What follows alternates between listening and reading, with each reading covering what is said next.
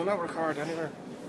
Yeah, no, just the night of the Man United match at Brendan Rodgers' press conference, he came out with this comment about, he said, no, we've the league to concentrate on, and what we're going to do is we're going to make sure we hang around the top 6 till January, and we'll get reinforcements in. And my question is, like, why he hasn't got the squad he wanted in the summer? Why does he now, looking after one defeat, right, the squad's not good enough, let's wait till January and see if we can keep in there? I suppose he wants to dampen expectations a bit. He doesn't want to get carried away, which is fair enough. The thing about Benitez and Dalglish seem to be on all sides. They seem to believe that we could win every game. They had a bit of fight about them. I'm not saying Brendan Rodgers doesn't have that, but he's possibly not been put in that situation yet. Although I suppose your man biting the Chelsea player might have been that, but still he's not very argumentative, and he doesn't seem to be very demonstrative. I mean, maybe things will change. Maybe he'll get more confident. He looks more confident. He's got new suits, and he's lost a bit of weight. So looking forward, maybe he'll be more positive for the league going forward. Yeah, well, I think personally for me, like, what I want from my manager is, after a defeat, is a rallying cry. You don't want your manager coming to you and saying, like, look, let's just hang around the top 6 and see if we can hang around the top 6 and then we get reinforcements in. Like, you want a rallying cry and saying, we're going to concentrate on the league and make sure we're in the conversation. Yeah, I wasn't the greatest use of words, fair enough, I'll agree there, but at the same time, I can't crab how he's brought the team along since he's taken over, especially when you sum up all results in the year 2000. If the league was 2013, I'm pretty sure we wouldn't be far off top. A very, very close to win. It was an annual thing. His results speak pretty well, all things considering. To say top 6, he'll argue it's bordering on an improvement on last year, and his focus will be, and I'm sure what he was told by the owners was to show improvement year on year on year to keep this job and to keep the show on the road. So he's going to say top 6. We're hoping to get into the top 5, and actually, if things go really well, making that coveted top 4 position and getting into the Champions League, because regardless of the money the Champions League is worth, it's so much more than that. It's the attracting the right kind of players that you want to come to the club. It does make a difference. If you're in that Champions League position, players know they're coming to Liverpool to play in a Champions League season. You're going to get your targets. You look at how Man United suffered this year, despite being in the Champions League, the change of manager they've had, that they couldn't tie down any of their targets. So, like, it's a very, very hard task to say. It's very hard to come out and say, yeah, we're going to do this. Rafa done it. Rafa says we were going to do it. We didn't. But at least that's the way the man was. That's the way he done it. Everything was about success and trying to win every game and stuff like that. It's not a cross you want to be bearing, because this day and age, all the likes of Sky Sports and that sit around just waiting to quote you back on where you've made quotes and how you haven't carried them out and stuff like that. So most managers nowadays, we see that we suffered enough with what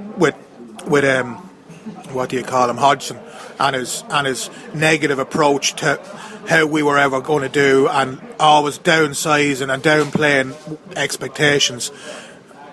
Some will say, well, Rodgers is pretty much doing the same. I don't agree. I don't think he is. He's doing it to a slight degree, but not to the level he was. Rodgers is doing well. He's getting results, and I'm sure he'll continue to get results. And I'm confident we'll get in the top 4. And I feel he feels the same too with the team he has. I'm sure the money is there from the owners. It's just can we get the targets we're after because of the position we're in. We've only got 46 games in this whole season to concentrate on. Max, if we get a good run in the FA Cup, let's just hope to get the players in they want. Just to finish on that now, just to tie it up, I think it actually, people are knocking him for it, and it wasn't a great choice of words. I think it was probably deliberately done by him. He probably wants to dampen expectations a little bit, because there was some people getting a little bit carried away there. You know, it's a classic managerial thing of... getting carried away, we're going to win the league. that's exactly what I mean, do you know what I mean? So it's a classic managerial thing to under-promise and overachieve. So maybe don't take him for such a mug. Maybe it was deliberate. Maybe he just is trying to just say, listen lads, relax, we're doing well. just keep the ship going in a steady direction. Some people are over-analysing and saying it's right. He shouldn't. Probably the top 6 comment shouldn't have been made. No Liverpool manager should say that. We always should aim for the top, but I don't know. I just think it could have been deliberate. Just a way to just kind of say, listen, just pull the reins in here a little bit. Yeah, maybe, or maybe it was a case of last year. I know we had a dreadful start last year, and then after we started winning a couple of games, I think it was around the Wigan game in November, he turned around and he says, well, if you look at the league table, we're only 11 points off Man City in second. And he started to get a bit ahead of himself, so maybe there's a case of that. But speaking of going on and people talking about the media, our leader, if you want to call him that, Ian Eyre, and I don't know if we can use language on Anfield FM, but as far as I'm concerned, Ian Eyre is a part of a woman's anatomy where babies feed from. And he came out with this comment during the week where he says, Luis Suarez damaged the brand. And within 30 seconds, he was there talking about offering Suarez a new contract during the summer. I don't think there's a Liverpool fan out there that realises the talent that man has. Luis Suarez, he's an absolute legend, unbelievable footballer, world class. But as regards damaging the brand, I'm not too sure about that now. I think he'll still sell as many shirts, and I don't think it'll have anything to do with the Liverpool name, if you wish. Probably Lewis himself. It'd be only him maybe that he damaged his reputation. But certainly I don't think it has any bearing whatsoever on Liverpool Football Club. So, like everybody knows, they're a universal name throughout the world, and so long as Suarez stays with Liverpool, to me that's the main thing. Yeah, it is, and whether he's here or not next year. But well, just going on there, what is it about the position of managing director or chief executive of Liverpool Football Club that it turns it into a toss? We had it with Rick Parry, we had it with Christian Porzo, and now we've Ian Eyre. And you think back to the summer where he's getting off the plane and he's front row centre with Stephen Gerrard one side and the manager the other. I'd love to go back to the days of Peter Robinson and things like that, where you don't know the directors. Yeah, absolutely, Joe. I mean, I think in Ian Eyre he says he thinks Luis Suarez has damaged the brand of Liverpool. I think Ian Eyre has done more to damage the brand of Liverpool than Luis Suarez ever could, Yeah, he seems to be a kind of celebrity wannabe, just always kind of there. Yeah, on the motorbike, Leather Jack, what's he playing at? I mean, bigger fool me for watching it, but the night of the transfer deadline, on Sky Sports, whatever it was, and texting in saying, we're done for tonight. I mean, what are you playing at, Just leave it out. Just go back, like you said, go back to the days of Peter Robinson and all this, I mean, the point he made about Suarez as well, going off from a new contract, I mean, that worries me. I mean, why do we need to offer Luis Suarez another contract? He signed a new long-term contract, was it last year? Why are we offering him a new one out? And does that mean that this 40 million release clause is coming in if we don't get Champions League football? I mean, look, we don't need Ian Eyre coming out with rented quotes every day. We don't need him being the man who seems to be kind of the face of the club, which is probably, goes back to why I think this Kenny Dalglish being on the board is a good thing. But look, just get him out, get rid of him, as soon as possible. Just give it to Kenny. Just let Kenny be the head of the club, because nobody better knows how to run Liverpool Football Club than Kenny Dalglish. But anyway, now we're going to get back to on the field things, and we're going to talk about Sunderland, and we're going to talk about a little bit about Palace before we finish up. Sunderland, it was a game I was worried about, because first game on Sky for the new manager, and it's that bounce that you always get from having a new manager. There always seems to be racks from the players. He brought back in Lee Caramol, and it was again, even before the game, I said to myself, if we get a point away from home, and then we've got Palace coming up 4 points in 2 games, it'd be good. But we got the 3 points. Suarez looked like the Suarez of last season. The partnership with Sturridge looked really good. It all looked really promising. It did, and they had opportunities as well in the first half to maybe go in ahead or go in level. But I thought we done well against the team that had a lot to, obviously playing for a new manager, putting themselves out there for a new manager. It'd be interesting to see how the Manx get on today. I think they may only get a draw, so I think it was a great result.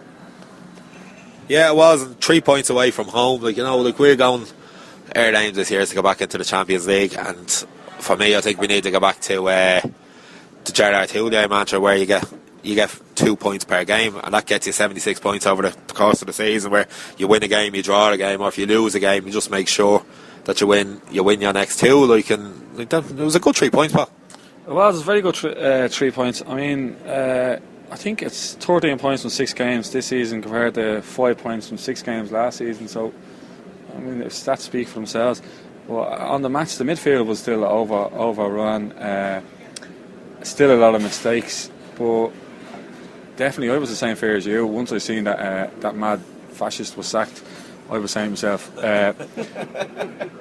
myself, new manager live on Sky Sports. This is all the hallmarks of an absolute disaster. This has, So at that stage, like yourself, I don't like saying it, but I probably would have taken a draw. It's a tough enough place to go to, but I think they did well. It was weird. I got the impression it was kind of like a cup match. It was just end to end. I don't know. I think their players were trying to, as you said, get into a new manager's good books, but. Sturridge, what was it? Two assists in the goal. You can't ask for more than that. They really seem to be gelling now, and going forward, I think the two of them now are really going to explode on the Premiership this season. Yeah, look, if we're going to get into the Champions League this season, them two are going to drag us kicking and screaming, aren't you? Absolutely, yeah. Just on the Sunderland match, like the lads and what they're saying there is absolutely correct, but. Like, it was a game that was hyped up by the TV. The Canio had gone, and as the lad said, change of manager, there's always going to be a lift in the club. And I always thought we were going to win the game, to be honest with you. And but one thing that stood out to me during that game, we didn't play particularly well, but it's just how much we're missing Glenn Johnson. It's coming to light now how important Glenn Johnson is to Liverpool. Yeah, true, but I don't think he obviously isn't fit enough to play. He doesn't have the confidence. I don't think he has the fitness to play. But I certainly am a big fan of Martin Kelly. Don't get me wrong. I'm sure if he was fit enough, he would have played him. But it's just on the Glenn Johnson thing. He's just so badly missed. Like, a lot of people talk about.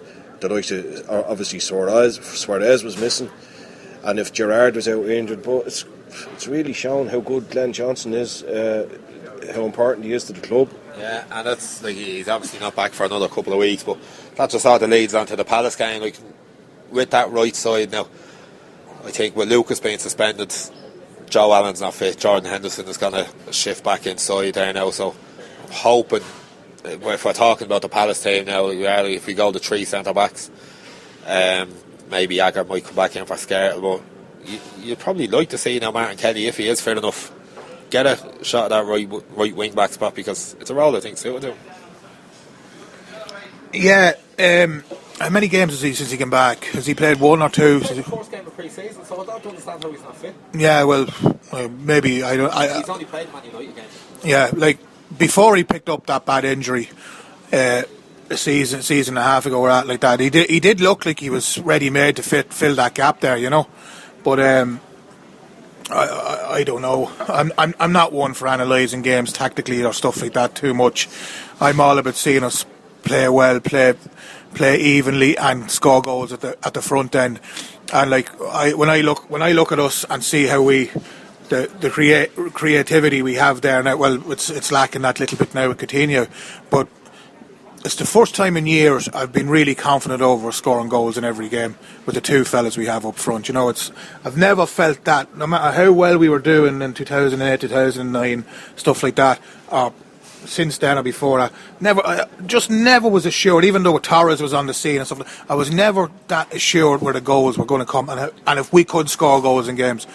I've never been as confident now as I am now with the two we have, especially if Suarez gets his head out of his arse, and if all that other stuff is out of the way, where we wanted moves and changes, or was it agent driven or what or like that, get the head down and work with Sturridge. Sturridge can be something similar. He can blow hot and cold. Thankfully, since he's come to Liverpool, it's been hot the whole way, and he seems to have adapted brilliantly to what's expected from him. And there's not a game goes by where he hasn't put up a fairly top rating and played to a great level. So, I'm not dwelling going back on who should be playing right full or left full with Glenn Johnson out or 3 centre halves. I'm more concerned, can we score goals to win games? And with Sturridge and with Suarez now coming back into his third game at this stage, looking fairly fit, I can see plenty of goals coming our way, and I think that's going to be key to us doing well this season, and that's banging goals into the back of the net. But having said that, just before I hand back to you, Joe, if you look at our first 3 games this season where we were keeping clean sheets as well, so we've been doing something fairly right, despite the big backlog of centre halves it is there, and trying to keep them all happy. It's not an easy thing. There's plenty of clean sheets there, but there's not that many games going to go around where players are going to get games, and it's probably going to dent as well and bring in younger players through and giving them opportunities. We're going to see very little of that in the next 2 or 3 years. Yeah, no, does not. The one thing about Brendan is he does like a settled team, and that's why if we're talking about policies, I don't see a lot of changes.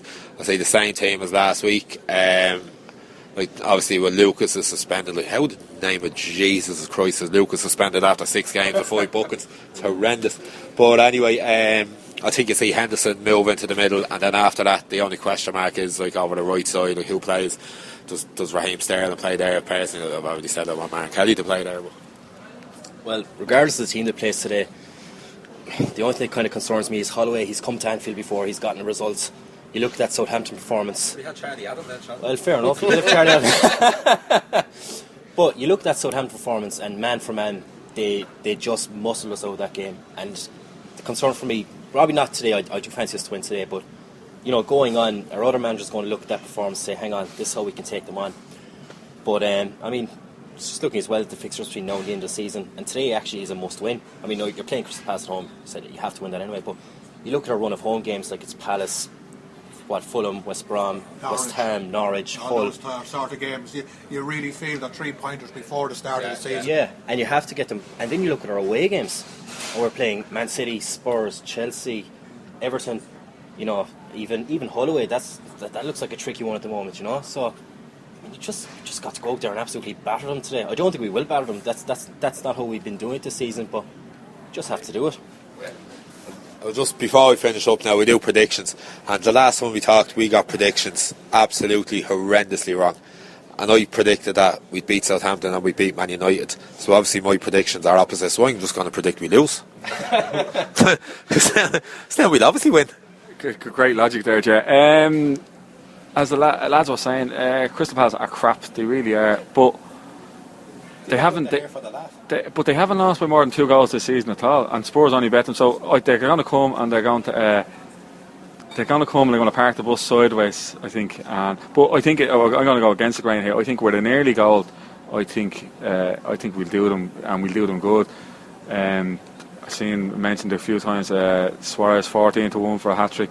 May not be a bad bet, but I'm going to go with a 2-0 win. Yeah, Jesus, go with something, Paul. I go with a 3-0 win, but I don't think Suarez. I don't think Suarez will get the hat trick. I think it'll be two from Suarez, 1 from Sturridge. Is that accurate enough for you? Yeah, that'll do. 5-2, same as last game.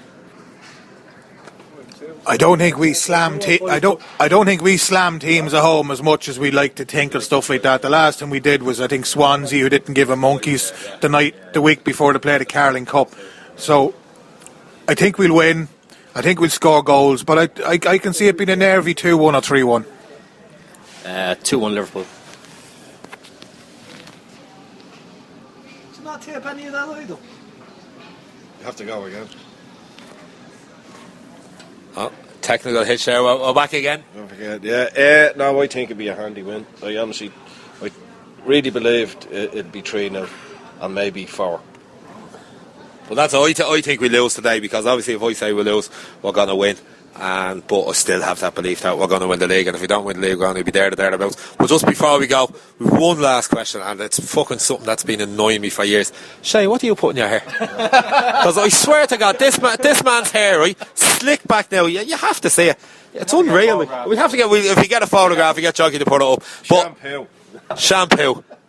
No product, no brill cream, no. All natural. Jesus Christ, that man's out. Anyway, that's it for now. We talk to you. The next time we talk to you will be West Brom, hopefully. All right, thanks. Bye bye.